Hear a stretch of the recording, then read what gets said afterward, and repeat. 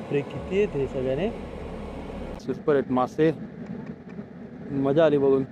कधी असं दृश्य बघितलं नाही म्हणून तर तुम्हाला व्हिडिओ टाकला होता ना मी.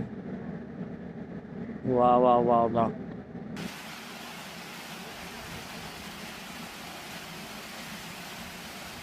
हा जो डोह हा 12 महिने असतो, चालूच असतो.